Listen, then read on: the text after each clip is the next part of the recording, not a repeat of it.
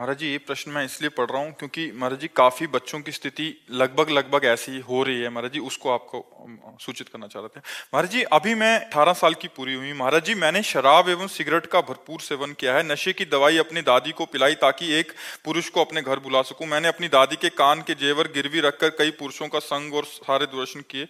जब ये बात माता पिता को पता लगी तो उन्होंने महाराज जी फोन छीन लिया। महाराज जी, अभी भी मनमाने आचरण कर रही हूँ महाराज जी। मैं सुधरना चाहती हूँ महाराज जी, मेरे को हाँ, मेरा ये तो जीवन बहुत बर्बाद हो जाएगा नहीं तो। मतलब ये तो बहुत हानि का विषय है, जैसे बहुत हानि का विषय। पर यही प्रायः हर बच्चा बच्ची के आचरण बनते जा रहे हैं।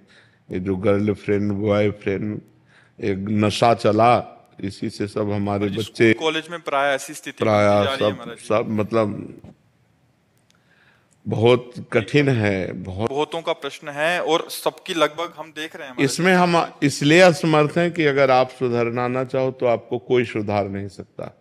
और आप सुधरना चाहो, मान लो अभी कहीं ना कहीं आप में पवित्रता बकाया है, तब आपकी हिम्मत आई, आप सभा में अपनी बात रख पाई हैं। अगर पूरी अपवित्र अंतःकरण की वृत्ति होती तो आप बोल ही नहीं सकती थी। जी पहले नाम जब होता था, आपका सत्संग भी सुनते थे, पर जब से ये बुरे आचरण होने लगे सब छूट गया। आप पहले तो नियम लो कि कभी शराब नहीं पियोगी, ठीक है। दूसरी बात, अब तक जो हुआ सो हुआ। अब किसी पुरुष का संयोग नहीं करोगी। जब तक ब्याह ना कर लो तब तक पुरुष का संयोग, समझ रहे हो? हमारी पहली बात, शराब नहीं पियोगी। सिगरेट भी मैं शराब सिगरेट जो भी ये व्यसन है, मतलब जो व्यसन है उनको, मतलब शराब का तात्पर्य है ड्रग्स है, हुक्का है, सिगरेट है, जो भी व्यसन है वो व्यसन नहीं करोगी। हमारी बात मान लेना। और अब पुरुष का संयोग नहीं करोगी जब तक ब्याह न हो जाए किसी भी पुरुष का। बड़ी व्याकुलता चढ़े तो उपवास कर लो, 1-2 दिन भोजन नहीं पाओगी, बुद्धि ठीक हो जाएगी। ये उपवास काम पर विजय प्राप्त करने के लिए काफी सहयोग देता है। और नाम जप। और तीसरी बात, जो भी आपका जीवन बैक का रहा उसे मिट्टी डालो। अब आगे अच्छा जीवन व्यतीत करो। अभी नए बच्चे हो, सुधार कर लो अपना, ठीक है। महाराज माता पिता पुरानी बातों को लेकर टॉन्ट करते हैं तो सह लो, उससे पाप नष्ट हो जाएंगे। चुप हो जाओ। वो जो अंदर जलन होगी ना, उससे पाप नष्ट हो जाएंगे। चुप हो जाओ, अब कोई नया पाप मत करना। महाराज जी, इनकी बहन, इनके माता पिता जी अब स्वीकार नहीं कर रहे इनको, मतलब इनको बेदखल करना चाह रहे। तो ये भी चाह रही थी कि हमें बेदखल करते हमें स्वच्छंदता मिल जाए, तो वो बिल्कुल भी स्थिति में नहीं। और वो इनका दिया का कुछ खाना भी नहीं जा रहे, क्योंकि दादी को दवाई खिलाती थी तो उनके मन में बहुत डर बैठ गया कि इनका दिया कैसे खा ले। आचरण तो बहुत गलत हो गए हैं। पिताजी के लिए कुछ कह दीजिए, क्योंकि वो आपको सुनेंगे तो हो सकता है उनके मन में कुछ हो जाए, तो इनको स्वीकार कर ले, वरना वो स्वीकार नहीं। वैसे चाहिए, देखो वैसे हमारे जैसे भगवान का स्वभाव है कि घोर वैश्यागामी भी जब सुधरना चाहा, भगवान की शरण में आया तो भगवान ने संत बना दिया। अगर हर जीव को चांस मिलना चाहिए। अब जैसे वो बच्चा है, उसे गलती हो गई, माना बहुत गलती हो गई, बड़ी गलती हो गई, लेकिन वो सुधरना चाहता है, तो माता पिता को चाहिए कि प्यार दुलार से अब संभाल दें। और वो बच्चा जब हमारे सामने कह रहा है कि अब नशा नहीं करेंगे, अब गंदी बात नहीं करेंगे, तो निश्चित सुधार हो सकता है।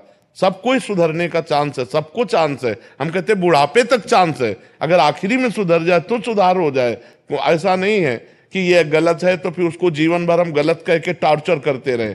नहीं, गलती हो गई, अब उसका सुधार हो जाना चाहिए, और वो सुधरना चाहती है तो उसे चांस देना चाहिए। माता पिता को, बहन भाइयों को चाहिए कि चांस देना चाहिए। अच्छा, बेदखल कर दो, अब वो गंदी बातों में और गिरती चली जाए तो उसका जीवन नष्ट हो जाएगा। माता पिता यद्यपि गलती की है, दंडनीय गलती की है, पर अब उसको क्षमा करके उसको दुलार देते हुए आगे बढ़ाओ।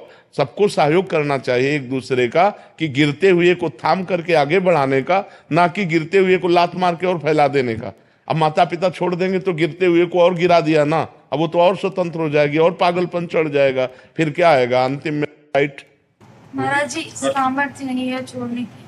नहीं, छोड़ दो बच्चा, नहीं तो किसी काम के नहीं वो रहो। भी कह रहे कि एक बार अटेम्प्ट भी कर लिया है। नहीं, वही तो हम तो जो निर्णय बता रहे हैं वो बुद्धि का बता रहे हैं। जो गलत बुद्धि जाती है उसका अंतिम निर्णय यही होता है।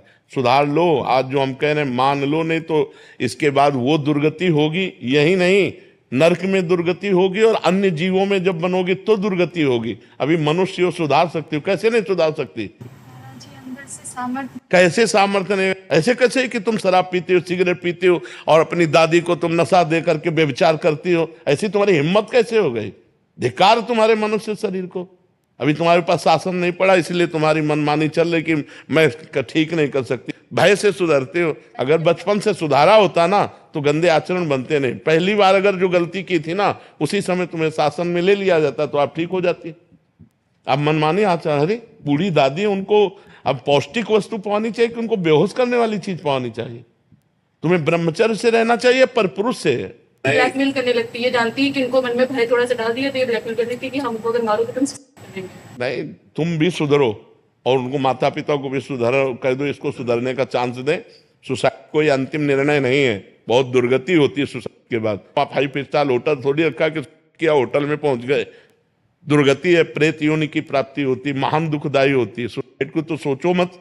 अपने आचरण देखो, सुसाइड कर सकती हो, शराब नहीं छोड़ सकती, व्यभिचार नहीं छोड़ सकती, गंदे आचरण नहीं, नाम जप करो और सुसाइड की कभी सोचना मत ही। और माता पिता से कह दो कि एक बार क्षमा करो, उसको अच्छे मार्ग में चलने का चांस दो।